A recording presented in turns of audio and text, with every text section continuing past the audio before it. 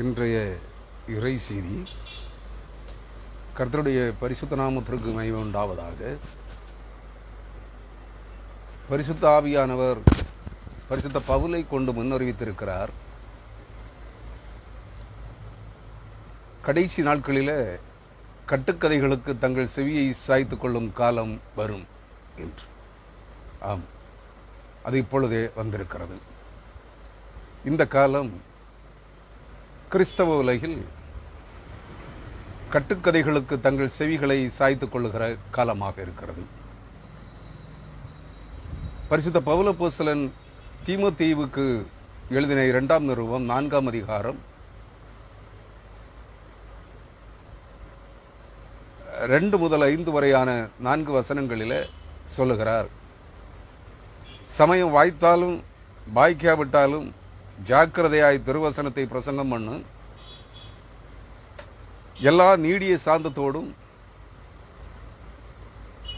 உபதேசத்தோடும் கண்டனம் பண்ணி கடிந்து கொண்டு புத்தி சொல்லு. ஏனென்றால் அவர்கள் ஆரோக்கியமான உபதேசத்தை பொறுக்க மனதில்லாமல் செவித்தினவுள்ளவர்களாகி தங்கள் சுய இச்சைகளுக்கு ஏற்ற போதகர்களை தங்களுக்கு திரளாக சேர்த்து கொண்டு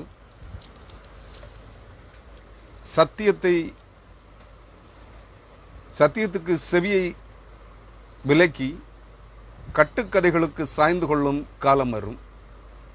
நீயோ எல்லாவற்றிலும் மனத்தெளிவுள்ளவனாக இரு, தீங்கு அனுபவி, சுவிசேஷகனுடைய வேலையை செய், உன் ஊழியத்தை நிறைவேற்று என்று சொல்லுகிறார். கிறிஸ்துவுக்குள் அருமையானவர்களே,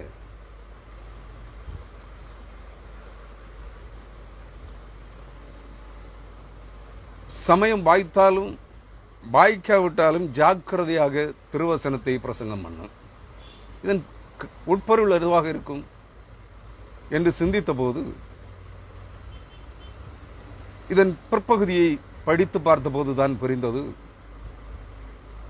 கட்டுக்கதைகளுக்கு செவியை சாய்த்து கொண்டு ஆரோக்கியமான உபதேசத்திற்கு தங்கள் செவியை விலக்கிக் கொள்ளுகின்ற ஒரு கூட்டம் ஜனம் இந்த உலகத்தில் தோன்றியிருக்கிறது என்பது. அப்பொழுது எனக்கு தோன்றியது, இந்த செய்தியை இன்றைய தினத்தில் ஊடகத்தின் வாயிலாக முகநூலிலே கொடுக்கலாமே என்று. ஆம் அருமையானவர்களே, இதை முதலாவது இன்னொரு ஊடகத்தில், அதுவும் பர்னிங் டார்ச் ஃபயரி டங்ஸ் என்கிற முகநூல் ஊடகம்தான், அதில் சற்று முன்பு கொடுத்திருந்தேன். ஆனால் ஒரு நண்பர் பயங்கர இரைச்சலும் அதிக சத்தமுமாக இருக்கிறது என்று பதிவு ஒரு கமெண்ட் போட்டிருந்தார். அது என்னவென்று பார்ப்பதற்கு அதனுடைய ஆடியோ நான் செவிமடுத்த போது ஒரே இரைச்சலாக இருக்கிறது. செய்தியினுடைய சராம்சம் எதுவும் கேட்பதாக தெரியவில்லை. அப்போதுதான் தோன்றியது, மக்களை ஏமாற்றுவது போல் இருக்கிறது, இந்த செய்தியை மீண்டும் ஒரு முறை கொடுத்து விடலாம் என்று. ஆகவே நான் என்னுடைய இன்னொரு முகநூல் பக்கம், அதுவும் பர்னிங் டார்ச் ஃபயரி டங்ஸ் என்கிற, அதாவது எரிகிற தீவட்டி நெருப்பு நாவுகள் என்கிற இந்த ஊடகத்தில் அதே செய்தியை திரும்ப தருகிறேன். கிறிஸ்துவுக்குள் அருமையானவர்களே, மன விருப்பம் உள்ளவர்கள் இந்த செய்தியோடு இணைந்திருங்கள். கட்டுக்கதைகளுக்கு தீங்கிழைக்கும் கட்டுக்கதைகளுக்கு தங்கள் செவியை சாய்த்துக் கொள்ளும் காலம் வந்திருக்கிறது. இதுதான் செய்தியினுடைய தலையங்கம். ஒருமுறை கூட சொல்லுகிறேன், தீங்கிழைக்கும் கட்டுக்கதைகளுக்கு தங்கள் செவியை சாய்த்துக் கொள்ளும் காலம் வந்திருக்கிறது. ஆகவே ஊழியக்காரர்களே, ஊழியக்காரிகளே, விசுவாசிகளே, திருச்சபை அங்கத்தினர்களே, சமயம் வாய்த்தாலும் வாய்க்காவிட்டாலும் ஜாக்கிரதையாய் திருவசனத்தை பிரசங்கம் பண்ணுங்கள். இங்கே பரிசுத்த ஆவியானவர் பரிசுத்த பவுல் அப்போஸ்தலனை கொண்டு இந்த இறைவார்த்தைகளை 2000 ஆண்டுகளுக்கு முன்பு கூறி அறிவித்திருக்கிறார். அது இங்கே இந்த வேத வசனத்தில் எழுதப்பட்டிருக்கிறது. இன்றைய திருச்சபைகள், சபைகள், எந்த சபையாக இருந்தாலும், எந்த பிரிவு சபையையும் நான் குறிப்பிட்டு சொல்ல விரும்பவில்லை, எந்த சபையாக இருந்தாலும் அது மறுமலர்ச்சி கிறிஸ்தவ திருச்சபைகளாக இருக்கட்டும், ஆவிக்குரிய பெந்தகோஸ்தே திருச்சபைகள், 50ஆம் நாள் பண்டிகை திருச்சபைகளாக இருக்கட்டும், கத்தோலிக்க திருச்சபைகளாக இருக்கட்டும், 198 விழுக்காடு திருச்சபைகளிலும் திருச்சபைகளுக்கு வருகிற, சபை ஆராதனைக்கு வருகிற விசுவாசிகளின் கூட்டம் கட்டுக்கதைகளையே கேட்க, செவிக்கு இன்பமான இனிப்பு தடவிய கட்டுக்கதைகளையும் பொய் சாட்சிகளையும் சொற்பொழிவாக கேட்பதற்காகவே வருகிறார்கள். இது நிதர்சனமான உண்மை. இங்கே வசனம் என்ன சொல்கிறது? ஏனென்றால் அவர்கள் ஆரோக்கியமான உபதேசத்தை பொறுக்க மனதில்லாமல் செவித்தின உள்ளவர்களாய் தங்கள் சுய இச்சைகளுக்கேற்ற போதகர்களை தங்களுக்கு திரளாக சேர்த்துக் கொண்டிருக்கிறார்கள். எங்கே சொல்லுகிறது? பவுலப்போஸ்தலன் தீமோத்தேயு என்கிற உத்தம ஊழியக்காரனுக்கு எழுதின கடிதத்திலே, 2ஆம் கடிதத்திலே 4ஆம் அதிகாரம் 2 முதல் 5 வரையான வசனங்களிலே இவைகளை குறிப்பிட்டு பரிசுத்த ஆவியானவர் சுட்டிக்காட்டுகிறார். அவர்கள் ஆரோக்கியமான உபதேசத்தை பொறுக்க மனதில்லாமல். எது ஆரோக்கியமான உபதேசம்? ஆங்கில வேதாகமும் அதை சவுண்ட் டாக்டரின் என்று சொல்கிறது. A truthful sound doctrine.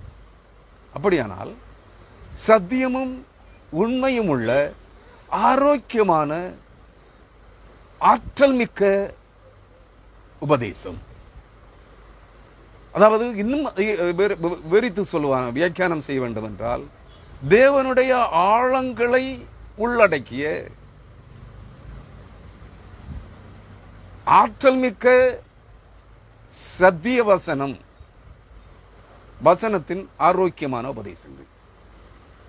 இந்த ஆரோக்கியம் என்பது சரீர பிரகாரமான ஆரோக்கியத்தை கொண்டு வருவது அல்ல. காரணம், இந்த உலகத்திலே இந்த காலத்திலே வெளிப்புற புற உடலின் சுகவீனங்களை குணப்படுத்துகிற அநேக மருத்துவர்கள் இருக்கிறார்கள். கிறிஸ்தவ உலகத்திலே தங்களை குணப்படுத்தும் ஊழியர்கள் என்று சொல்லிக் கொள்ளுகிற ஒரு பெருங்கூட்டம், புற்றீசல் போன்ற மழைக்காலங்களுக்கு வருவதற்கு முன்பு கரையான்களுக்கு, மண்ணில் இருக்கிற கரையான்களுக்கு இறக்கை முளைத்து புற்றீசல்களாக வெளிப்படும். சில நிமிடங்களே இந்த தான் தோன்றிகளாக வருகிற புற்றீசல்கள் உயிர் வாழும். இன்னொன்று, மழை காலங்களிலே மழை நீரினால் அழுகி போன இலை தழைகள், மரம் செடி கொடிகள், காய்ந்து போன மரம் செடி கொடிகள் இருக்கின்ற இடங்களிலே புழுக்களும் பூச்சிகளும் உருவாவது போல் ஒருவிதமான நச்சு காளான்கள், பார்வைக்கு பகட்டும் வசீகரவுமான குடை போன்ற அமைப்பில், பலவித அமைப்புகளில் நச்சு காளான்கள் தோன்றும். சில புசிப்பதற்கு ஏதுவானவைகளாக இருக்கும். அநேக 190 காளான்களும், வகை காளான்களும் நச்சு காளான்களாக இருக்கும். இந்த காளான்களும் இந்த புழுப்பூச்சிகளும் அழுகின் நாற்றம் எடுக்கிற இலைத்தளைகள் விறகுகளிலே, விறகு கட்டைகளிலே தோன்றுவது போலவும், புத்தகங்களை, துணிகளை, மரங்களை அரித்து தின்கிற கரையான்கள் மழைக்காலம் வரும் முன்பே அதற்கு எச்சரிக்கையாக இறக்கை முளைத்த புற்றீசல்களாக வெளிப்படுவது போலவும், இந்த தற்காலங்களில் ஒரு கூட்டம் கள்ள உபதேசிமார்கள், கள்ள போதகர்கள், கள்ள தீர்க்கதரிசிகள், கள்ள அப்போஸ்தலர்கள், கள்ள போதகர்கள், பாஸ்டர்ஸ்,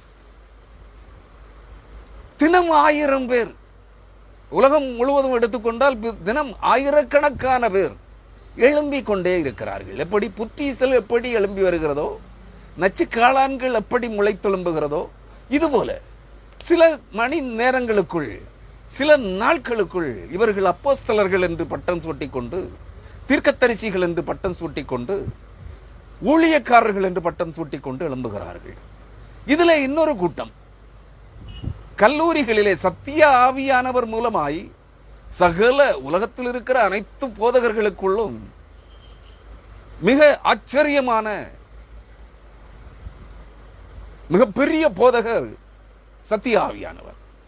அந்த சத்திய ஆவியானவரால் கற்பிக்கப்படாமலே பல ஆண்டுகள், 3 ஆண்டுகள், 4 ஆண்டுகள், 5 ஆண்டுகள், 7 ஆண்டுகள், 9 ஆண்டுகள், 12 ஆண்டுகள், இப்படி வேதாகம கல்லூரிகளிலே சென்று மனிதர்களால் கற்பிக்கப்படுகிற புரட்டு உபதேசங்களையும், மனிதர்களால் எழுதப்பட்ட பைபிள் வேதாகம விளக்க உரைகளையும், பைபிள் கமெண்ட்ரிஸ், இவைகளையும் படித்துக்கொண்டு அவைகளுடைய மனிதர்களால் இயற்றப்பட்ட பாடத்திட்டங்களை கற்றோ கற்காமலோ பணம் கொடுத்தோ பலவித பட்டங்களை வாங்கிக் கொண்டு BTH, BD, MTH, MDiv, DD, doctor of divinity என்றெல்லாம் தெய்வீக பட்டங்களை விலை கொடுத்து வாங்கிக் கொண்டு ஆயிரக்கணக்கான போதகர்கள் உலகமெங்கும் எழும்பிக் கொண்டிருக்கிறார்கள் தினந்தோறும். கிறிஸ்துவுக்குள் அருமையானவர்களே, இவர்களெல்லாம் போதிப்பது ஆரோக்கியமான உபதேசமா? உன் ஆத்துமாவை புண்பட்ட இருதயத்தை, இந்த இடத்தில் ஒரு சொல்லாடலை சொல்ல விரும்புகிறேன். புண்பட்ட நெஞ்சை புகை கொண்டு ஆற்று என்று சொல்லுவார்கள். யார்? புகைபோக்கிகள். 30 ஆண்டுகளுக்கு முன்பு நானும் அப்படித்தான் இருந்தேன். உண்மையை சொல்வதிலே தவறில்லையே. ஒரு 30 ஆண்டுகளுக்கு 31 ஆண்டுகளுக்கு 94ஆம் ஆண்டு வரை, 1994ஆம் ஆண்டு வரை நானும் அப்படித்தான் இருந்தேன். சுமார் தினந்தோறும் ஒரு 50 சிகரெட் பற்ற வைத்து, இந்த நிலக்கரி என்ஜின் ட்ரெயின் போகும்போது புகை முன்னோக்கி ட்ரெயின் சென்று கொண்டிருக்கும், பின்னோக்கி புகை போக்கியிலே புகை சென்று கொண்டிருப்பது போல் நான் எப்பொழுதும் புகை போக்கியாக இருந்தேன். என்னிடத்தில் பல பேர் அதை கேட்டிருக்கிறார்கள். ஏன் இப்படி 24 மணி பகல் 12 மணி நேரமும் புகைபோக்கியாகவே வாழ்ந்து கொண்டிருக்கிறாய் என்று. புண்பட்ட நெஞ்சை புகை கொண்டு ஆற்றுகிறேன் என்று நான் சாதாரணமாக சொல்லிவிட்டு சென்று விடுவேன். பிற்பாடுதான் இந்த புண்பட்டதற்கான காரண காரணிகள் என்ன, என் இருதயம் புண்படுவதற்கு, காயப்படுவதற்கு ஏதுவான அந்த காரண காரணிகள் என்ன என்பதை நான் ஆராய்ந்த போது,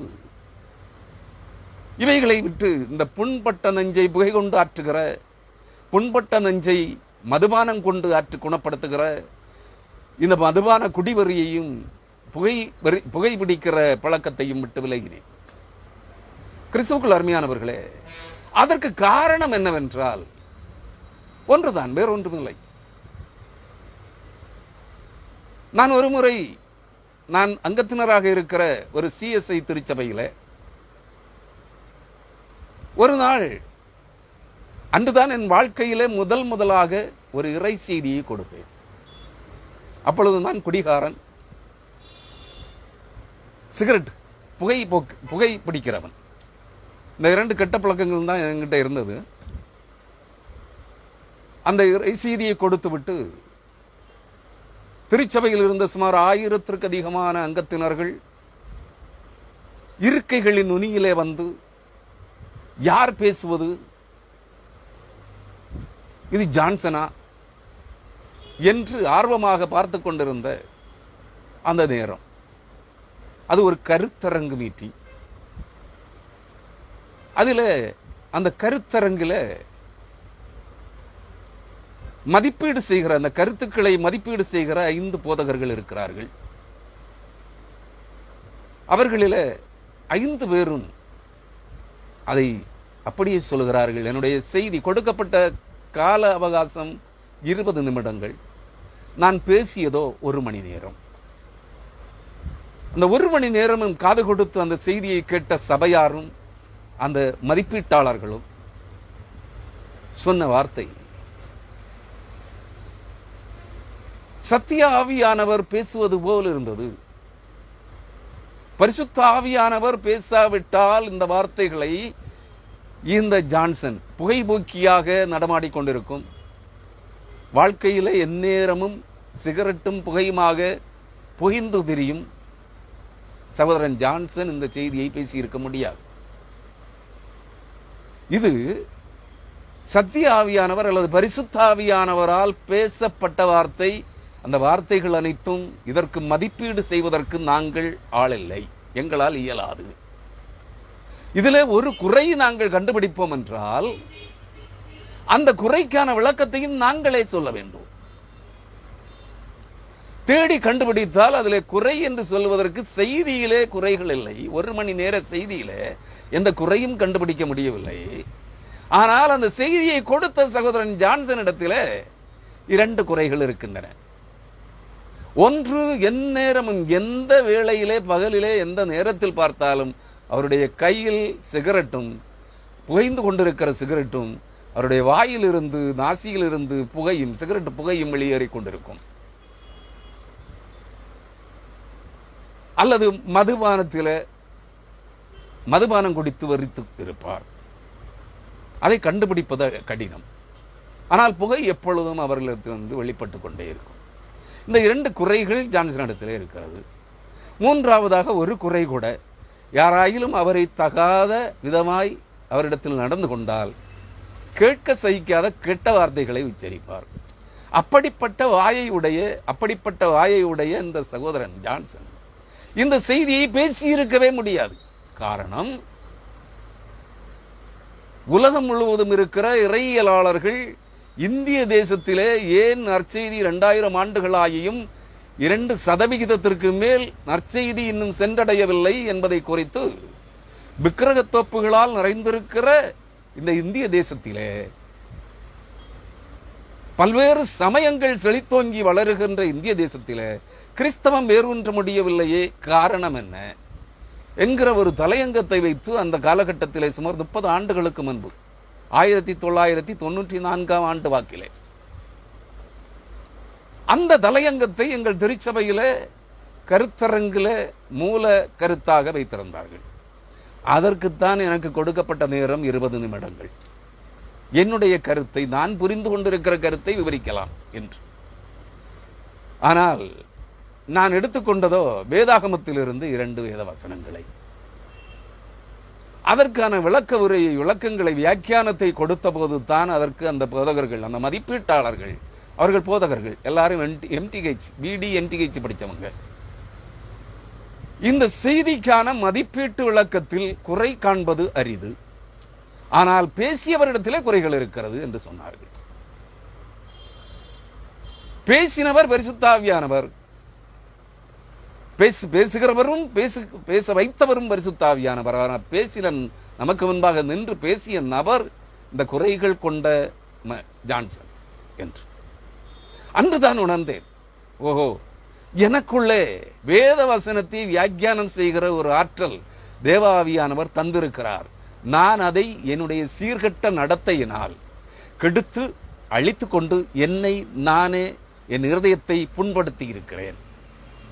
என் இருதயத்தை சீர்கட்டதாக சீர்குலைத்து அழியின் நாற்றம் எடுக்கிற பிரேத குழியைப் போல என்னுடைய இருதயத்தை மாற்றியிருக்கிறேன்.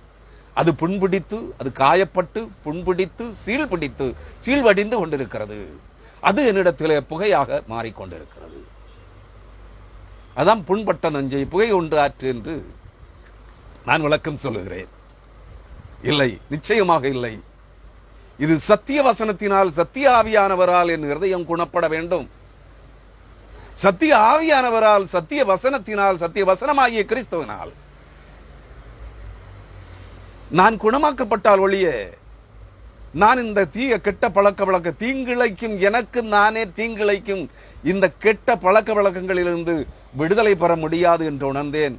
சத்தியத்தை அறிவீர்கள். அப்பொழுது என்னுடைய மனதிலே தோன்றிய ஒரு வசனம், சத்தியத்தை அறிவீர்கள், சத்தியம் உங்களை விடுதலையாக்கும். குமாரன் விடுதலை ஆக்கினால் மெய்யாகவே சத்தியமாகவே விடுதலையாவீர்கள் என்று சொல்லப்பட்ட 2 வேத வசனங்களும் என் மனதிலே தோன்றி வந்தது. ஒரு நிமிடம் என் கையிலே சிகரெட் இருந்து கொண்டிருக்கிறது, புகைந்து கொண்டுதான் இருக்கிறது, என் வாயிலே புகை சென்று கொண்டுதான் இருக்கிறது. நான் சொன்னேன், ஆண்டவரே, இந்த வார்த்தைகள் ஜீவனுள்ள சத்திய வசனங்களானால் இந்த வார்த்தைகள் என்னை குணப்படுத்தட்டும், என்னை விடுதலையாக்கட்டும் என்று ஜெபித்தேன். ஒரே ஒரு வார்த்தை, அதிக நேரம் என்றும் ஜெபிக்கவில்லை, ஒரே ஒரு வார்த்தை. மறுநாள் காலையில் இருந்தே இந்த மதுபான வெறியும் இந்த புகையிலை புகைக்கும் இந்த புகைப்பழக்கமும் என்னை விட்டு விலகிவிட்டது. கிறிஸ்துவுக்குள் அருமையானவர்களை, அன்று முதல் இன்று வரை இந்த வேத வசனங்கள் என்னை ஆரோக்கியமடைய செய்து கொண்டிருக்கிறது. பலவிதமான வியாதிகளை, துன்பங்களை, போராட்டங்களை, சத்துருக்களின் சதிமோசங்களை சந்தித்திருக்கிறேன் இந்த 30 ஆண்டுகளிலே. அதையெல்லாம் நான் உங்களுக்கு விளக்கமாக விளக்க வேண்டிய அவசியம் இல்லை. இந்த செய்தியினூடாக, செய்தியில் இருக்கிற வசனங்களின் வார்த்தைகளினூடாக அவைகளை நான் உங்களுக்கு புரியும்படி நான் அனுபவித்த அந்த அனுபவங்களை, ரட்சிப்பின் அனுபவங்களை, என் இருதயம் புண்பட்ட, என் இருதயம் குணமாக்கப்பட்ட அனுபவங்களை, பலவீனமாயி போல என் சரீரமும் என் ஆவி ஆத்மாவும் ஆரோக்கியம் அடைகிற அந்த அனுபவங்களை நான் உங்களுக்கு இந்த செய்தியின் வாயிலாக சொல்ல விரும்புகிறேன். கிறிஸ்துவுக்குள் அருமையானவர்களே, இங்கே சொல்லுகிறார் 2 தீமோத்தேயு 4ஆம் அதிகாரம் 2ஆம் வசனத்திலே பரிசுத்த ஆவியானவர் பவுலை கொண்டு தீமோத்தேயுவுக்கு உபதேசிக்கிறார். அது நம்முடைய வேத வசனத்திலே பவுலடியாரின் கடிதங்களிலே எழுதப்பட்டிருக்கிறது. சமயம் வாய்த்தாலும் வாய்க்காவிட்டாலும் ஜாக்கிரதையாக திருவசனத்தை பிரசங்கம் பண்ண. அதாவது நேரம், நம்ம கொலையோக்கல் லாங்குவேஜில் சொன்னா, நேரம் கிடைத்தாலும் கிடைக்காவிட்டாலும், உனக்கு நேரம் இருந்தாலும் இல்லாமல் போனாலும், திருவசனத்தை, சத்திய வசனத்தை, ஆழமான தேவனுடைய ஆழங்கள் அடங்கிய ஆழமான சத்திய வசனத்தை ஜாக்கிரதையாக, அஜாக்கிரதையாக அல்ல, ஏனோ தானோ என்றல்ல, கடமைக்காக அல்ல, ஜாக்கிரதையாக கேட்கிற ஆத்துமாக்கள் விடுதலை பெற வேண்டும். கேட்கிற ஆத்துமாக்கள், மனிதர்களுடைய இருதயங்கள் சீரழிந்து கெட்டு சீரழிந்திருக்கிற இருதயங்கள், புண்பிடித்த சீழ்படிந்து கொண்டிருக்கிற கெட்டுப்போன இருதயங்கள் ஆரோக்கியம் அடைய வேண்டும், குணப்பட வேண்டும் என்பதற்காக திருவசனத்தை அதிக ஜாக்கிரதையாக, சத்திய வசனத்தை சத்தியமாய் பிரசங்கம் பண்ணு என்று சொல்லுகிறார்.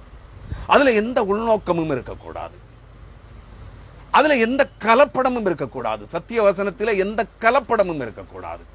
இதை இயேசு கிறிஸ்துவின் பாஷையிலே சொன்னால், பரிசுத்த ஆவியானவருடைய வார்த்தைகளிலும் இயேசு கிறிஸ்துவனுடைய வார்த்தைகளிலும் சொன்னால், புளிப்புள்ள அப்பத்தை நீ யாருக்கும் புசிக்க கொடுக்க கூடாது.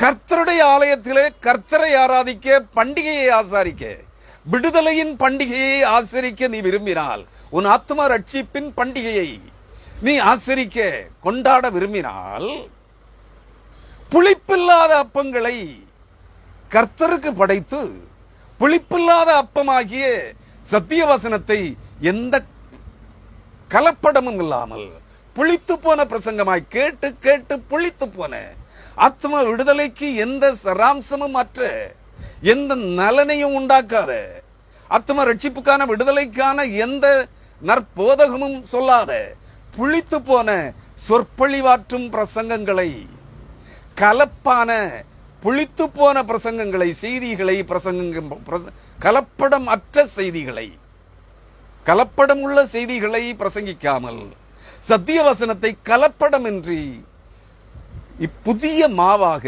புதிய புளிப்பில்லாத அப்பமாக மற்றவர்களுக்கு புசிக்க கொடு, பிரசங்கம் பண்ணு என்பதுதான் இதனுடைய பொருள். கிறிஸ்துவுக்குள் அருமையானவர்களே, இங்கே இந்த காலகட்டத்தில் 198 விழுக்காடு, அதாவது 198 பேர் போதகர்கள், 198 சபை விசுவாசிகள் ஆராதனைக்கு செல்லுகிற இந்த சத்திய வசனத்தை கலப்பில்லாமல் சத்தியமாக, ஞானமாக பகுத்து போதிக்கிற, தேவனுடைய ஆழங்களை எடுத்து இறை மக்களுக்கு பகிர்ந்து கொடுக்கிற போதகர்கள் இல்லை. ஆவிக்குரிய திருச்சபைகளிலும் இல்லை, பந்தைக்கோஸ்தே 50ஆம் நாள் பண்டிகை திருச்சபைகளிலும் இல்லை, கத்தோலிக்க திருச்சபைகளிலும் இல்லை, புரட்டஸ்டன்ட் மறுமலர்ச்சி திருச்சபைகளிலும் இல்லை, சுவிசேஷ ஊழியங்களிலும் இல்லை. எங்கும் கலப்படமுள்ள கட்டுக்கதைகள். கலப்பட பொருள் என்றால் என்ன? கட்டுக்கதைகள். அதாவது நீங்க தோசை சுடுறதுக்காக மாவை அரைக்கிறீர்கள் இல்லையா, அல்லது இட்லி மாவை அரைக்கிறீர்கள். அதுல அது மறுநாள் காலையிலே புளித்து போவதற்காக, அதற்கு ருசியும் இனிப்பும், அதாவது நாவுக்கு சுவையாக அது மாறுவதற்காக ஈஸ்டை கலந்து வைக்கிறீர்கள், அல்லது நல்ல புளிப்புள்ள மோரை கலந்து வைக்கிறீர்கள். அதுபோல இறை வார்த்தைகளை பகிர்ந்து கொடுப்பதற்காக சத்தியவசனமாகிய ஜீவ போஜனம், ஜீவ மன்னாவாகிய சத்தியவசனத்தை, ஜீவ ஆத்மாவுக்கு ஜீவனை கொடுக்கிற ஜீவ உணவாகிய சத்திய வசனத்தை பகிர்ந்து வியாக்கியானம் செய்வதற்கு இவர்கள் 4 கதைகளை எடுத்துக் கொள்ளுகிறார்கள், அல்லது 4 பொய் சாட்சிகளை கற்பனையாக உருவாக்கிக் கொள்ளுகிறார்கள். ஆவிக்குரிய சபைகள் என்றால் 4 பொய் சாட்சி கதைகள், பொய் சாட்சிகளும் அவைகளுக்கான கதைகளும். மறுமலர்ச்சி திருச்சபைகள் அல்லது கத்தோலிக்க திருச்சபைகள் என்றால் 4 கட்டுக்கதைகள், கலப்படம்.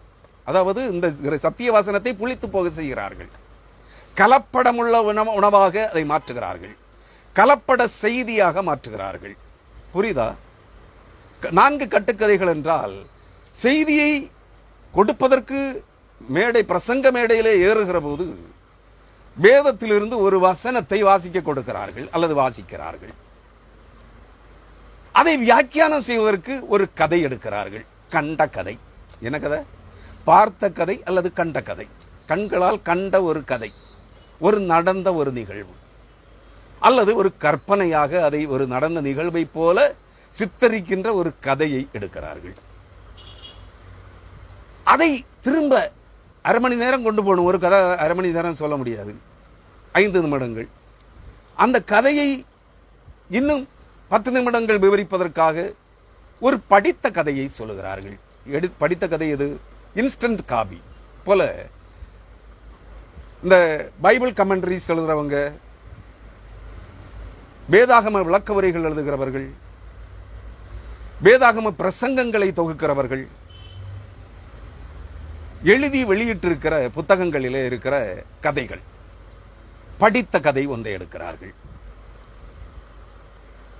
இன்னும் அதை கொஞ்ச நேரம் கூட நீளமாக நீட்டி செல்வதற்காக ஒரு நடந்த கதை எடுக்கிறார்கள். தங்கள் கண்களுக்கு முன்பாக எங்கோ தாங்கள் வாசிக்கிற ஊரிலோ அல்லது வழிப்போக்கர்கள் போல பிரயாணம் போகிற வழிகளிலோ நடந்த அல்லது காதிலே கேட்ட ஒரு கதையை எடுக்கிறார்கள், அதையும் விவரிக்கிறார்கள்.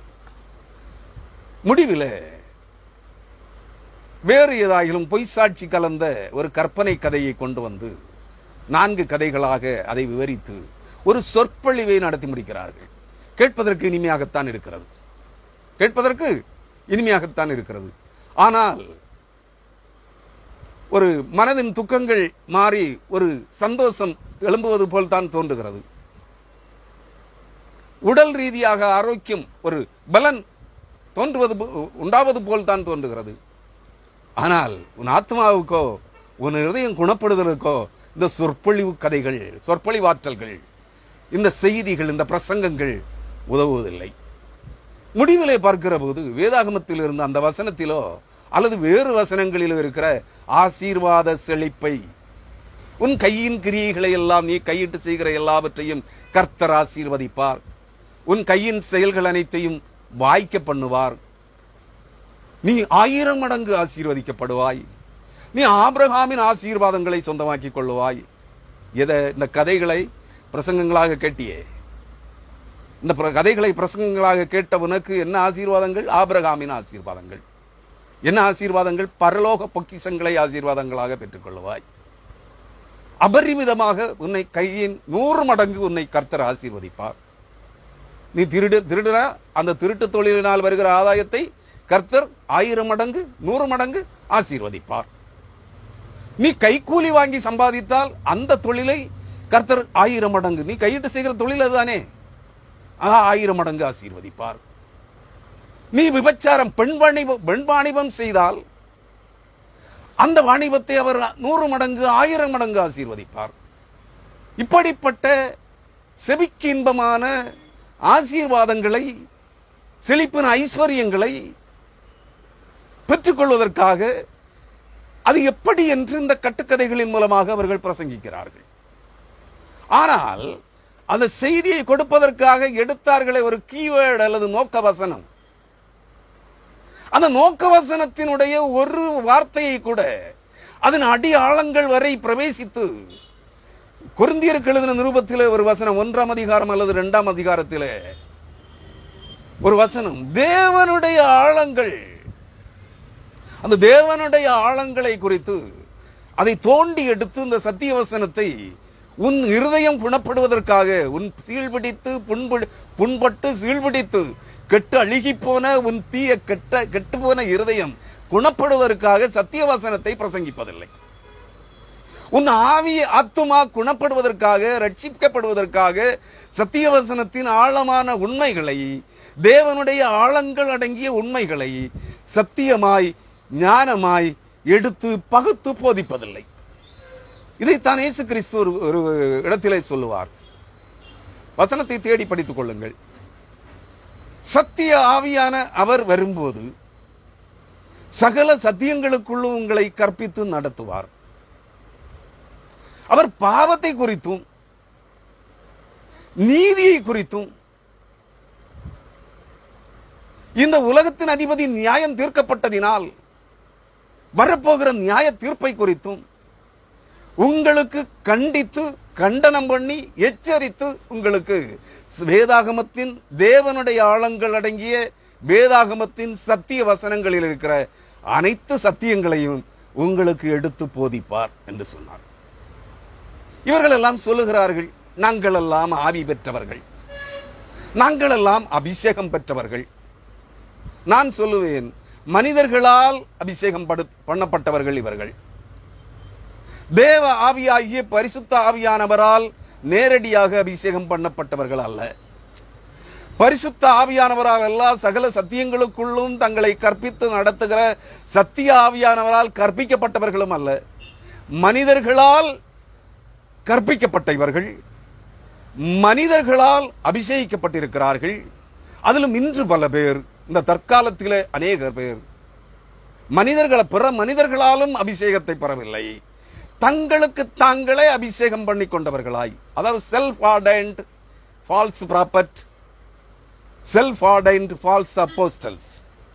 அதான் ஆரம்பத்தில் சொன்னேனே, மழைக்காலங்களில் வெகுத்திரளாக எழும்பி வருகிற இறக்கை முளைத்த கரையான்கள், புற்றீசல்கள் போன்றும், மழைக்காலங்களில் அழுகின் நாற்றம் எடுக்கிற புல், இலை, தழை, தண்டுகள், மரங்கள் அழுகி நாற்றம் எடுக்கிற இடங்களிலே முளைக்கிற நச்சுக்காளான்கள், வசீகரமாக கவர்ச்சிகரமான நச்சுக்காளான்கள் போன்றும் தங்களுக்கு தாங்களே அபிஷேகம் பண்ணிக்கொண்ட அநேகர் இன்று தினம் ஆயிரக்கணக்கில் எழும்பிக் கொண்டே இருக்கிறார்கள். இவர்களெல்லாம் தான் கட்டுக்கதைகளை பேசுகிறார்கள். அதாவது வேதாகம கலாசாலைகள், கல்லூரிகளிலே 3 ஆண்டுகள் முதல் 12 ஆண்டுகள் வரை பல்வேறு பட்டங்களை பெற்றவர்களும் படித்து மனிதர்களால் கற்பிக்கப்படுகின்ற இறையியல் சத்தியங்களை, கற்பனை கதைகளை படித்துக் கொண்டு வந்து பணம் சம்பாதிப்பது எப்படி, இல்லாத கடவுளை இருக்கிறவராக காண்பிப்பதற்கு பல்வேறு உபாய தந்திரங்களை கதைகளாக கற்பிக்கிறார்கள். ஏன்னா இவர்களுக்கு கடவுள் இல்லை என்பது தான் இவர்களுடைய எண்ணம். தேவன் இல்லை என்று இவர்கள் மனதிலும் சிந்தனையிலும் எழுதி வைத்திருக்கிறார்கள். ஆனால் பணம் சம்பாதிப்பதற்காக, தங்களுடைய வயிற்று பிழைப்பு, இந்த ஊழியம் செய்வதற்காக, ஆதாய தொழிலாக, மாத வருவாய், தின வருவாய்க்காக, கூலிக்காக, பிரசங்கம் செய்வதற்காக, கர்த்தருடைய ஊழியத்தை செய்கிறோம் என்கிற போர்வையில் மக்களை நம்ப வைத்து அதற்காக காணிக்கை வசூலிப்பதற்காக எப்படியெல்லாம் உபாய தந்திரங்கள் உண்டோ, அதாவது வியாபார ஊழியங்கள் எல்லாம் ஆத்தும ரட்சிப்புக்கானதை அல்ல, வியாபார ஊழியங்களாய் பணம் சம்பாதிப்பது எப்படி, காணிக்கை பெறுவது எப்படி என்பதற்கான சம்பிரதாயங்களைத்தான் படித்துக் கொண்டு வருகிறார்கள். இவர்கள் கர்த்தரை கற்றுக்கொண்டவர்கள் அல்ல, சத்திய வசனங்களை கற்றுக்கொண்டவர்கள் அல்ல, சத்திய வசனங்களை ஏழை மக்களுக்கு, விசுவாசிகளுக்கு, ஆத்துமாக்கள் ஆரோக்கியம் அடைவதற்கு, மனிதர்களுடைய இருதயங்கள், பாவ மனிதர்களுடைய இருதயங்கள் குணப்படுத்தப்படுவதற்கு எப்படி பிரசங்கிக்க வேண்டும் என்று இவர்களுக்கு தெரியாது. காரணம், பணம் சம்பாதிப்பதே இவர்களுடைய தொழில், ஆதாய தொழில். வேதாகம வார்த்தைகளில் சொன்னால் ஆதாய தொழில். இங்கே விற்பனை பொருள் தேவனும் ஆண்டவராகிய இயேசு கிறிஸ்துவும் அவருடைய சிலுவை பாடுகளும் அவருடைய மரணமும் அவருடைய உயிர்த்தெழுதலும் பரிசுத்த ஆவியும் பரிசுத்த ஆவியானவருடைய செயல்பாடுகளும் பரிசுத்த ஆவியானுடைய கிருபை வரங்களும் விற்பனை பொருட்களாக மாற்றப்பட்டிருக்கிறது. இது கலப்படம் இல்லையா? கிறிஸ்துவுக்குள் அருமையானவர்களே, அதிலே இதை விவரிப்பதற்கு தங்களுக்கு தெரிந்தபடி வெளிப்படுத்தின விசேஷம் 2ஆம் அதிகாரம் தியத்தீரா சபைக்கு எழுதப்பட்ட தூதனுக்கு எழுதப்பட்ட வார்த்தைகளிலே சாத்தானுடைய ஆழங்கள் என்று அவர்கள் சொல்லுகிறார்களே, எவர்கள்? தெய்வ பக்தி இல்லாத பக்தி வேடதாரிகள். அவர்களுடைய நம்பிக்கை எல்லாம் இறைவன் இல்லை. ஆனால் போதனைகளோ, வாயின் வஞ்சகமான வார்த்தைகளோ தேவன் இருக்கிறார். இது மக்களை பணம் சம்பாதிப்பதற்காக, மக்களை நம்ப வைப்பதற்கு, இதற்காக பயன்படுத்துகின்ற அந்த சாத்தானுடைய ஆழங்களை கட்டுக்கதைகளாக பிரசங்கித்துக் கொண்டிருக்கிறார்கள். அல்லது தங்களுடைய மனதின் வெளிப்பாடுகளாக, கற்பனை கதைகளாக ஜனங்களுக்கு பிரசவித்துக் கொண்டிருக்கிறார்கள் அல்லது பிரசங்கித்துக் கொண்டிருக்கிறார்கள். கிறிஸ்துவுக்குள் அருமையானவர்களே, இங்கே சொல்லுகிறார் அவர், எல்லா நீடிய சாந்தத்தோடும் நீ என்ன செய்ய வேண்டும்? சமயம் வாய்த்தாலும், நேரம் கிடைத்தாலும் கிடைக்காவிட்டாலும் ஜாக்கிரதையாய் திருவசனத்தை, சத்திய வசனத்தை பிரசங்கம் பண்ணு. எல்லா நீடிய சாந்தத்தோடும், அதாவது தயவோடும் இரக்கத்தோடும் அமைதியோடும் சத்திய வசனத்தை பிரசங்கம் பண்ணு. கேட்கிறவனுக்கு அமைதியும் சமாதானமும் கிடைக்கணும். ஆனா சத்திய வசனத்தை கேட்கிறவர்களுக்கு சத்திய வசனத்தை இந்த உபதேசம், சத்திய வசன உபதேசம், தேவனுடைய ஆழங்களை குறித்த உண்மைகளை எடுத்து கற்பிக்கிற அந்த உபதேசமும் கண்டனம் பண்ணி என்ன சொல்றாரு? தேவனுடைய ஆழங்களை எடுத்து நீ பிரயோகம் செய்ய வேண்டும் ஜனங்களுக்கு. அதிலே கண்டனங்கள் இருக்க வேண்டும். எதை குறித்து? உன்னுடைய தீய வழிமுறைகள், தீய நடத்தைகள், தீய சிந்தனைகள், தீய செயல்பாடுகள், உன் தீய வழிகளை குறித்த கண்டனங்கள் இருக்க வேண்டும். கடிந்து கொள்ள வேண்டும். நீ இப்படி செய்தால் நீ ஆத்ம ரட்சிப்பை பெற முடியாது, உன் இதயம் குணப்படுத்தப்படவே முடியாது, நீ பரிசுத்த ஆவியை பெற முடியாது, நீ மறுபடி பிறக்க முடியாது, நீ நித்திய ஜீவனை பெற முடியாது என்று கடிந்து கொண்டு எச்சரிக்க வேண்டும். கடிந்து கொண்டு புத்தி சொல்ல வேண்டும். உன் ஆத்மா வாழ்வதற்கு எதுவான ஜீவனுள்ள தேவனுடைய சத்தியமும் ஆழமுமான உண்மைகளை நீ எடுத்து அவர்களுக்கு பகிர்ந்து கொடுத்து வாழ்வுக்கு ஆத்மாவின் வாழ்வுக்கு எதுவான ஜீவ அப்பமாகிய வானத்து மன்னாவை, சத்திய வசனத்தை ஜீவ போஜனமாய் அவர்களுக்கு பிரசங்கிக்க வேண்டும் என்று சொல்லுகிறார். இது இன்றைக்கு எங்கேயாவது இருக்கா? நான் சொல்லுகிறேன் 198 விழுக்காடு சபைகளிலே இல்லை. காரணம் என்ன? இதுக்கு போதகர்களையோ ஊழியர்களையோ தீர்க்கதரிசிகளையோ குற்றம் சொல்லி குறை சொல்லி பயன் இல்லை. காரணத்தை அவரே விளக்குகிறார். என்ன சொல்லுமா? 3ஆம் வசனம், 2 தீமோத்தேயு 4ஆம் அதிகாரம் 3ஆம் வசனம். ஏனென்றால் அவர்கள் ஆரோக்கியமான உபதேசத்தை பொறுக்க மனதில்லாமல், எவர்கள்?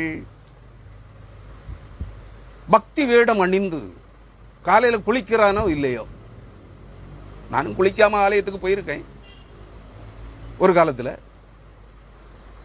மறுநாள் முந்தின நாள் செய்த அனைத்து அட்டூழியங்கள், அருவருப்புகள், வேசித்தனங்கள், விபச்சாரங்கள், மதுபான வரி, தீய வார்த்தைகள் அனைத்தோடும் படுத்து உறங்கிவிட்டு மறுநாள் காலையில எழும்பி முகத்தை கழுவி விட்டு செண்டு வாசனை திரவியங்கள், செண்டு பவுடர் இவைகளை எல்லாம் பூசி புதிய பட்டாடைகளை உடுத்தி கொண்டு வேதாகமத்தை கையில் எடுத்துக்கொண்டு ஆலயத்திற்கு போகிறேன். எதற்கு?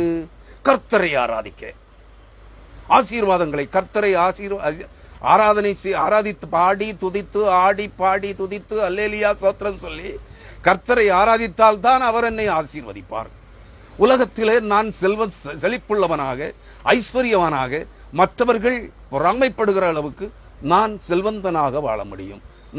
என் மனம் விரும்புகிற வாழ்க்கையை நான் வாழ வேண்டும் என்றால் நான் வாரத்தில் ஒரு நாள் ஞாயிற்றுக்கிழமை காலையிலே தேவனை ஆராதிக்க ஆலயத்திற்கு செல்ல வேண்டும்.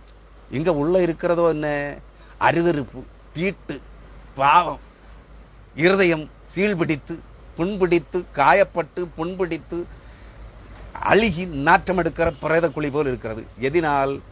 என்னுடைய தீய பழக்க வழக்கங்களினால், என்னுடைய தீங்கிழைக்கும் வாழ்க்கை முறையினால், எனக்கு நானே தீங்கிழைத்துக் கொள்ளும் வாழ்க்கை முறையினால், இவைகளை எல்லாம் அப்படியே மூடி மறைத்து பூசி பவுடர் போட்டு செண்டடிச்சு எல்லாம் வாசனை திரவியங்கள் எல்லாம் அடிச்சுட்டு ஆலயத்துக்கு போகணும். அங்க போகணும், ஆடணும், பாடணும், துள்ளணும், அல்லேலியா ஆமேன் சோத்திரம் பரைசலாடி சொல்லணும். பாவத்தை விட்டு விலகக்கூடாது, எல்லாத்தையும் மூடி மறைக்கணும். இவங்களுக்கு தேவை என்ன? உலக ஆசீர்வாதங்களை பெறுவதற்கு.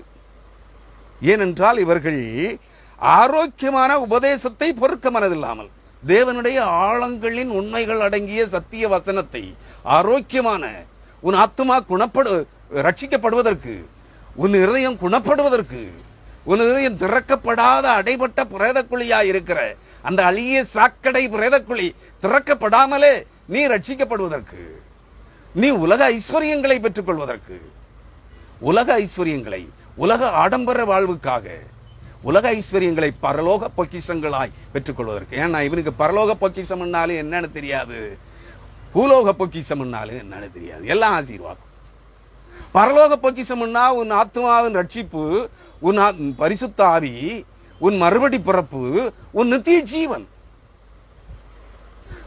நீ இழந்து போன தேவசாயலாகிய ஒளியின் வஸ்திரம், இவைகளை நீ திரும்ப பெற்றுக் கொள்ள வேண்டும். பரலோகத்திலே நிலைத்திருக்கிற நிலைவரமான ஒரு வாழ்க்கையும் வாழ்வதற்கான இடமும் உனக்கு வேண்டும். இதுதான் பரலோக பொக்கிஷம். ஆனா இங்க பரலோக பொக்கிஷம் எதை பிரசவிக்கிறாங்க நீ புரிஞ்சுக்கணும். அதுக்காக சொல்றேன். நீ உலகத்தில் ஐஸ்வர்யங்களை செல்வ சீமானாக வாழ்வதுதான். நீ தரித்திரனாக அல்ல, உலக ஆசீர்வாதங்களில் செல்வ செழிப்புடன் செல்வ சீமானாக வாழ்வதுதான் கர்த்தர் உன்னிடத்தில் விரும்புகிறார், எதிர்பார்க்கிறார் என்று பிரசங்கிக்கிறார்கள். இது கலப்புள்ள செய்தியா இல்லையா? இது கலப்படமான இறை செய்தியா? புளித்து போன பிரசங்கமா இல்லையா? ஆண்டவராகிய இயேசு கிறிஸ்து சொன்னார், ஒரு ஸ்திரீ வந்து பிசைந்த மா முழுவதையும், பிசையாத மா, அதாவது தண்ணீர் விட்டு கலக்கி எடுக்காத, நாளைய தினத்திலே இட்லி சுடுவதற்கு அல்லது தோசை ஊற்றுவதற்கு பிசைந்து வைக்காத, கலக்கி வைக்காத மா, அந்த பிசைந்த மா நாளைய தினத்திலே தோசை ஊற்றுவதற்கும் இட்லி சுடுவதற்கும் பிசைந்து வைக்கப்பட்ட மா. இந்த பிசைந்து வைக்கப்பட்ட மாவிலே ஈஸ்ட், புளிப்புள்ள பதார்த்தம் கலக்கப்பட்டிருக்கிறது. அது முழுவதும் புளித்து போகும்படி அது மறுநாள் காலை வரை வைத்திருக்கிறோம். ஆனால் ஒரு பெண் வந்து, இந்த பெண் யார்? அவர்கள் விபச்சார ஸ்திரீ. இந்த பெண் என்று அங்கே விபச்சாரி ஸ்திரீ என்று சொல்லவில்லை, அடல்ட்ரேட்டட் உமன்.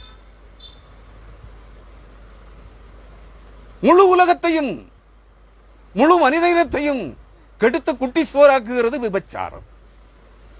அதை செய்கிறவள் ஒரு பெண். எந்த பெண் அவள்? வேதாகமத்திலே ஒரு மகாவேசியை குறித்து சொல்லுகிறது. அவளைத்தான் அங்கே இயேசு கிறிஸ்து சிம்பிளா ஒரு பெண், ஒரு ஸ்திரீ வந்து அந்த பிசைந்தமா புளித்து போகும்படி வைக்கப்பட்ட புளிப்புள்ள பதார்த்தமாய் மாற்றும்படி பிசைந்து வைக்கப்பட்ட அந்த புளிப்புள்ள மாவை எடுத்து, பிசையப்படாத புதிய மாவு இருக்கிறது அங்கே, ஒரு 3 படி மாவு. 3 படின்னா 3 கிலோ மாவு அல்லது 3 பக்கா மாவு இருக்கிறது, புதிய மாவு. அது தீயிலே வாட்டப்படாதது, இடித்து அரித்து புதிய மாவாக வைக்கப்பட்டிருக்கிறது. அந்த புதிய மாவில இந்த பிசைந்த ஒரு படி மாவை எடுத்து, பிசையப்படாத புளிப்பேற்றப்படாத அந்த மாவு முழுவதும் புளித்து போகும்படி இந்த பிசைந்த மாவை, புளிப்புள்ள மாவை எடுத்து புதிய மாவுக்குள்ளே அடக்கி வைத்து அதை மூடி வைத்து விட்டாள். இதுதான் இந்த உலகம். இந்த உலகம், இந்த புளித்த மாவையே இவர்கள் பிரசங்கித்துக் கொண்டிருக்கிறார்கள். இவர்களுக்கு என்ன போதிக்கப்பட்டதோ, கற்பிக்கப்பட்டதோ, அந்த கற்பிக்கப்பட்ட புளித்த கலப்படமான பிசாசின் ஆழங்களை, சாத்தானுடைய ஆழங்களை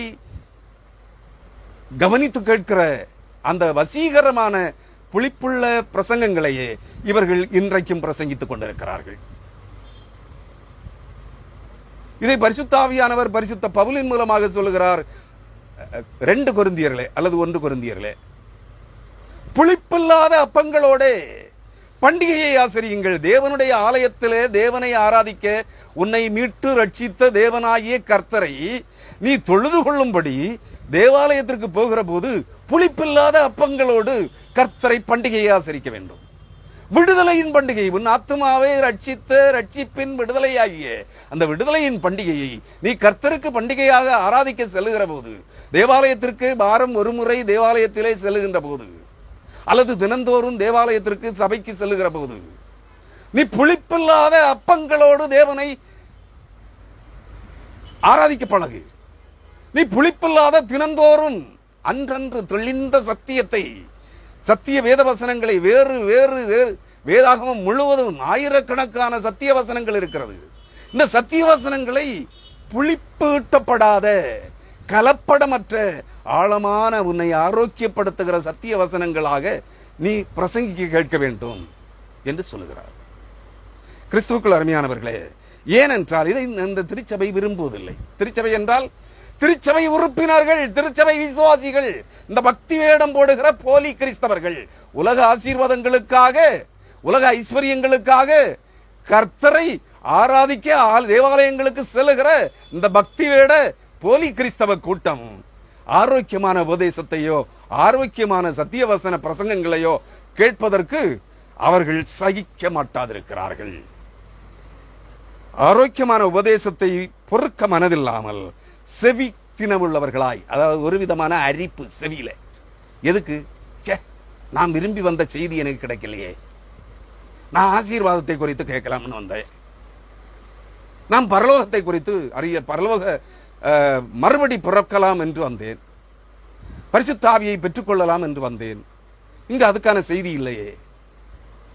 நான் ஆசீர்வாதம் அளவில்லாமல் 1000 மடங்கு ஆபிரகாமின் ஆசீர்வாதங்களை பெற்றுக்கொள்ளலாம், சுதந்திரித்துக் கொள்ளலாம், சொந்தமாக்கிக் கொள்ளலாம் என்று வந்தேன், அதற்கான செய்தி கிடைக்கவில்லையே என்று எண்ணிக்கொண்டிருக்கிறார்கள். எதுக்கு? நான் கையிட்டு செய்கிற தொழில் ஆசீர்வதிக்கப்பட வேண்டும், அதான் வியாபாரிகளுக்கான ஜெபம். ஏன்னா ஊழியங்களே இன்றைக்கு வியாபாரங்களாய் மாறிவிட்டது. எல்லாம் ஆசீர்வாதம். ஆசீர்வாதம்னா பரலோக ஆசீர்வாதம் அல்ல, நித்திய ஆசீர்வாதம் அல்ல, உலகத்தின் ஆசீர்வாதங்கள், செல்வ செழிப்புகளே உலகத்தின் ஆசீர்வாதங்கள், பரலோக ஆசீர்வாதங்கள் என்று போதிக்கிறார்கள். மக்கள் நம்புகிறார்கள், இதற்காகவே போகிறார்கள். இப்படி போகிற மக்களை திருப்திப்படுத்துவதற்காக நல்ல ஊழியக்காரனும் பொய் சாட்சிகளையே பிரசங்கிக்கிறான். கட்டுக்கதைகளையே, கற்பனை கதைகளாகிய இந்த ஆசீர்வாத பிரசங்கங்களையே பிரசவிக்கிறார்கள். ஊழியர்களை சொல்லிக்கொள் குற்றமா? இல்லை, ஊழியர்களை சொல்லி குற்றமில்லை. ஏனெனில் ஊழியக்காரர்களும் ரட்சிப்பின் அனுபவம் இல்லாதவர்கள். ஊழியக்காரர்களும் தீர்க்கதரிசிகளும் அப்போஸ்தலர்களும் பாவத்தை விட்டு விலகவில்லை, மனம் திரும்பவில்லை, தீய வழிகளை விட்டு தங்களுக்கு தாங்களே, தங்கள் ஆத்துமாக்களுக்கு தாங்களே புதைகுழிகளை வெட்டிக் கொள்ளுகிற, தங்கள் ஆத்துமாக்களுக்கு கேடுண்டாக்குகிற, இருதயத்தை காயப்படுத்துகிற தீய தீங்கிழைக்கும் வழிகளை விட்டு அவர்களே திரும்பவில்லை. மனம் திரும்பின அனுபவம் அவர்களுக்கு இல்லை, ரட்சிக்கப்பட்ட அனுபவம் இல்லை, இருதயம் குணமாக்கப்பட்ட அனுபவம் இல்லை. பின் எப்படி இவர்கள் கேட்க தங்களை நாடி வருகிற ஜனங்களுக்கு ரட்சிப்பின் சுவிசேஷத்தை, பரலோக ராஜ்யத்தை குறித்த நற்செய்தியை, பரலோக ஆசீர்வாதங்களாகிய ரட்சிப்பு, மனம் திரும்புதல், ரட்சிப்பு, பாவ மன்னிப்பு, பரிசுத்த ஆவியின் அபிஷேகம், மறுபடி பிறப்பு, தேவ சாயலை அணிந்து கொள்ளுதல், தேவ சாயல் ஆகிய ஒளியின் வஸ்திரத்தை அணிந்து கொள்ளுதல் ஆகிய மறுபடி பிறப்பு, நித்திய ஜீவனாகிய கிறிஸ்து இயேசுக்குள் மறைந்திருக்கிற நம்முடைய ஜீவனாகிய நித்திய ஜீவனை பெற்றுக் கொள்ளுகின்ற அனுபவம், பரலோகம் செல்லுதல், இவைகளை குறித்த பங்களிப்போ அனுபவங்களோ இவர்களுக்கு இல்லை. தாங்கள் காணாத பரலோகத்தை குறித்து பரலோகம் அப்படி இருக்கும் இப்படி இருக்கும் என்று சொல்லுகிறார்கள், பிரசங்கிக்கிறார்கள். இது தீர்க்க தரிசனமாக கண்டேன். கர்த்தரனை பரலோகத்திற்கு கொண்டு சென்று எனக்கு பரலோகத்தை காண்பித்தார், என்னை நரகத்திற்கு கொண்டு சென்று நரகத்தை காண்பித்தார். பரலோகம் இன்னும் உலகத்தாருக்கு திறக்கப்படவில்லை. பரலோகம் இன்னும் பூமியில் உள்ளவர்களுக்கு திறக்கப்படவில்லை. அதிலும் சாத்தானுக்கே திறக்கப்படவில்லை. நரகம் இன்னும், நரகம் சாத்தானுக்கும் அவனுடைய தூதர்களுக்குமாக ஏற்படுத்தப்பட்டது. நரகமே சாத்தானுக்கு இன்னும் திறக்கப்படவில்லை. ஏனெனில் சாத்தான் இன்னும் பிடிக்கப்படவில்லை. பரலோகம் பூமியிலிருந்து இயேசு கிறிஸ்துவின் ரத்தத்தினால் மீட்டு ரட்சிக்கப்படுகிற சத்திய ஆவியினால் நிரப்பப்பட்டு பரிசுத்தாவியின் அபிஷேகத்தை பெற்று மறுபடி பிறந்து தேவசாயலாகிய ஒளியின் வஸ்திரத்தை தரித்து எடுத்துக்கொள்ளப்படுகிற பரிசுத்தவான்களுக்காக பரலோகம் ஏற்படுத்தப்பட்டது. இந்த நாதாரி பயிலுக உலக பரலோக ஆசீர்வாதங்களுக்கும் பரலோக பொக்கிஷங்களுக்கும் அர்த்தம் தெரியாது. உலக ஆசீர்வாதம், செல்வ செழிப்பு, அந்தஸ்து, மேன்மை, புகழ் இவைகளுக்கும் அர்த்தம் தெரியாத இந்த நாதாரி கள்ள கபட்டு பிரசங்கிகள், போதகர்கள், கள்ள ஊழியக்காரர்களுக்கும் திறக்கப்படவில்லை. அவர்கள் காணாத பரலோகத்தை குறித்து பிரசங்கிக்கிறார்கள், காணவே முடியாத நரகத்தை குறித்து பிரசங்கிக்கிறார்கள். பரிசுத்த ஆவியானவரை குறித்து, தாங்கள் அறிந்தே இராத பரிசுத்த ஆவியானவரை குறித்து, நாங்கள் பரிசுத்தாவியின் அபிஷேகம் பெற்றவர்கள், பரிசுத்தாவியினால் நிறைந்தவர்கள், பரிசுத்தாவியினால் நடத்தப்படுகிறவர்கள் என்று பிரசங்கிக்கிறார்கள். நான் சொல்லுகிறேன், இவர்கள் பாவ எல்லா தீமைக்கும் வேறாயிருக்கிற பண ஆசை எனும் காணிக்கை இச்சையை விட்டு மனம் திரும்பவே இல்லை. மனம் திரும்பாத தீய வழிகளை விட்டு, தங்கள் ஆத்துமாக்களுக்கு தாங்களே தீங்கிழைக்கும் தீய வழிகளை விட்டு விலகாத இவர்கள் எப்படி பாவ மன்னிப்பை பெற்றார்கள்? எப்படி ஆத்மாவிலே ரட்சிக்கப்பட்டார்கள்? எப்படி பரிசுத்த ஆவியை பெற்றார்கள்? திறக்கப்படாத அடைபட்ட பிரேத குழிகளாய் இருக்கிற அசுத்தங்கள், அருவருப்புகளோடு நிறைந்த இவர்களுடைய இதயங்களிலே மகா பரிசுத்தம் உள்ளவராகிய பரிசுத்த ஆவியானவர் எப்படி இவர்களிலே இறங்கி வந்தார்? புரிய வேண்டாம்? கேட்கிற உங்களுக்கு சிந்தனையிலே தெளிவில்லையே? விசுவாசியே, நீ விசுவாசி என்று வேடம் தரித்துக் கொண்டிருக்கிறாய். நானும் கிறிஸ்தவன் என்று எதற்காக ஆலயத்திற்கு செல்கிறாய்? உலகத்தின் ஆசீர்வாதங்களை பெற்றுக் கொள்வதற்காக, உலகத்தின் மேன்மைகளை சொந்தமாக்குவதற்காக, உலகத்தின் புகழ், அந்தஸ்து, மேன்மை மற்றவர்களால் பாராட்டப்பட வேண்டும் என்பதற்காக ஆலயத்திலே தேவனை ஆராதிக்க சொல்கிறாய். உன் இதயமே புளித்து போய் கிடக்கிறதே. அங்கே கொடுக்கப்படுகிற செய்திகளும் புளித்து போன உபதேசங்களாய் இருக்கிறதே, கலப்படமான இறை செய்திகளாய் இருக்கிறதே. நீ எப்படி ரட்சிக்கப்படுவாய்? நீ எப்படி உன் இருதயம் குணப்படும்? எப்படி உன் ஆத்மா ஆரோக்கியமாகும்? உன் ஆவியின் பலவீனங்கள் எப்படி மாறி போகும்? சிந்தித்து பார். இங்கே சொல்லுகிறார், செவித்தினமுள்ளவர்களாகி செவிக்கு இன்பமான செய்திகளை கேட்பதற்கு தங்கள் சுய இச்சைகளுக்கு ஏற்ற, சுய இச்சைகள் என்ன? மாமிசத்தின் இச்சைகள், காம இச்சைகள், பொருளாசையின் இச்சைகள், எல்லா தீமைக்கு வேறாக இருக்கிற பண சம்பாதிக்கிற இச்சை ஆசைகள். அடிப்படை எல்லா தீமைக்கும் வேறாக இருப்பது பணம். இந்த பண ஆசை என்னும் இச்சை ஒழிக்கப்படாதவன், அதை விட்டு விலகாதவன் ரட்சிக்கப்படுவது எப்படி? ஒருவனை காட்ட முடியுமா? எல்லா பயலும் சம்பளத்துக்கு தானே, மாத சம்பளம், வார சம்பளம், தினக்கூலி, அது போக மீதி காணிக்கைகளுக்காகத்தானே ஊழியம் செய்கிறாய். நீ வியாபாரியாய் போனாய். தேவனுடைய ஊழியத்தை, கர்த்தருடைய ஆத்ம ரட்சிப்பின் ஊழியங்களை, கர்த்தருடைய பரலோக ராஜ்யத்தை குறித்த நற்செய்தி அறிவிக்கிற ஊழியங்களை, உன் ஆத்ம ரட்சிப்பையும் பாவ மன்னிப்பையும் குறித்த இயேசு கிறிஸ்துவை குறித்த நற்செய்தியின் ஊழியங்களை வியாபார பொருளாக்கி விற்று பணம் சம்பாதிக்கிற இந்த பிச்சைக்கார போதகர்களால், பிச்சை எடுக்கிற ஊழியர்களால், இது டீசென்ட் பிச்சை. எப்படி வேதாகமத்தின் ஆழமான சத்தியங்களை, தேவனுடைய ஆழமான சத்தியங்களை உங்களுக்கு போதிக்க முடியும்? நீங்க அதை பொறுக்க மனமற்றவர்களாக இருக்கிறீர்களே, அவர்கள் எப்படி உங்களுக்கு போதிப்பார்கள்? உத்தம ஊழியர்கள் கூட உங்களுக்கு போதிக்க முடியாது. ஏன்னா போனா ரெண்டாவது வாய்ப்பு கொடுக்க மாட்டேன். ஒரு வாய்ப்பு தான் கொடுப்பேன், ரெண்டாவது வாய்ப்பு கொடுக்க மாட்டீர்கள். ஏன்? உனக்கு சகிக்க முடியாது. அவன் நான் இயேசு கிறிஸ்து சொன்னார், பாவத்தை குறித்தும் நீதியை குறித்தும் நியாய தீர்ப்பை குறித்தும் கண்டித்து உணர்த்தி பரலோக ராஜ்யத்தை குறித்து பிரசங்கிக்க வேண்டும். உன் ஆத்மாவின் ரட்சிப்பை குறித்து பிரசங்கிக்கணும். நீதான், உனக்கு தான் பிடிக்காத. உன் பாவத்தை சுட்டி காட்டினா அவனுக்கு பிடிக்காது. வேதத்தில் ஒரு வசனம் இருக்கு, சங்கீதத்திலும் இருக்கு, எபிரேயர் நிருபத்திலும் இருக்கு. படிதுங்க. தகப்பன் சிட்சிக்காத, தண்டிக்காத புத்திரன் உண்டோ? தகப்பனால் மாம்சத்திற்குரிய உன்னை பெற்று வளர்த்து ஆளாக்கிய உன் தாய் தகப்பனால் தண்டிக்கப்படாத பிள்ளை பிறரால் கொலை செய்யப்படும் அல்லது போலீசாரால் காவல் நிலையத்தாரால் பிடிக்கப்பட்டு சங்கிலிகளால் கட்டப்பட்டு நீதிமன்றத்திலே தண்டிக்கப்பட்டு நீதிமன்றத்திலே நியாயாதிபதிகளால் தண்டிக்கப்படும். தகப்பன் தண்டியாத பிள்ளை வேசி பிள்ளையாக இருக்கிறான். நீ தகப்பனுக்கு பிள்ளை அல்ல. உன் தகப்பன் உன் குற்றங்களை கடிந்து கொண்டு எச்சரித்து உன்னை தண்டிக்கவில்லை என்றால் நீ அந்த தகப்பனுக்கு பிறந்த பிள்ளை அல்ல, நீ வேசி பிள்ளை. அதாவது உன் தாய் வேறு யாருக்கோ உன்னை பெற்றிருக்கிறாள். புரியுதா? நீங்க புரிந்து கொள்வதற்காக சொல்கிறேன். அப்படியானால் உன் தாயை நீ களங்கப்படுத்துகிறாய்.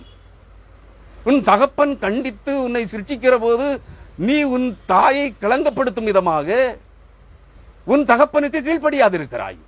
இதே தான் ஆவிக்குரிய வாழ்க்கையிலும் உன் பரலோக உன் ஆத்மாவின் உன் ஆவி ஆத்மாவின் பரலோக தகப்பனாகிய பிதாவாகிய தேவனுக்கு ஆண்டவராகிய இயேசு கிறிஸ்துவனுடைய கட்டளைகளுக்கு போதனைகளுக்கு நீ செவி கொடுக்க மறுத்தால் நீ மகாவேசியாகிய மகா பாபிலோனின் பிள்ளைகளாய் இருக்கிறீர்கள்.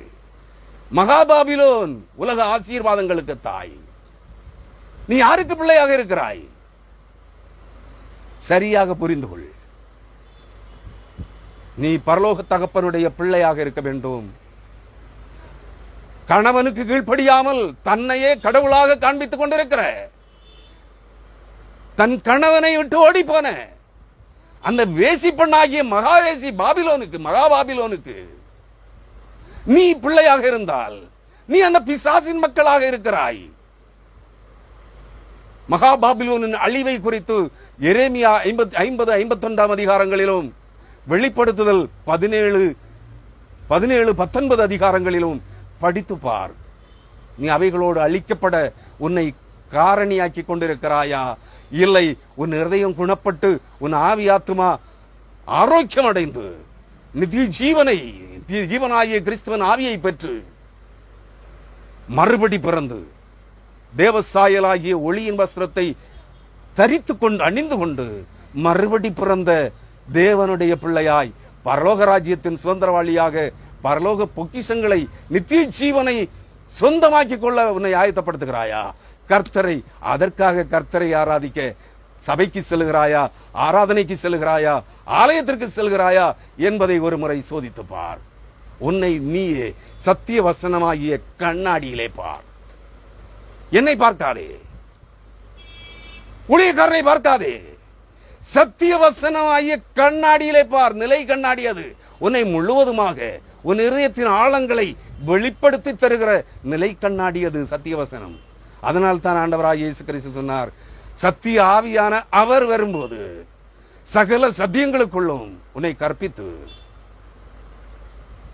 பாவத்தை குறித்து உனக்கு கண்டித்து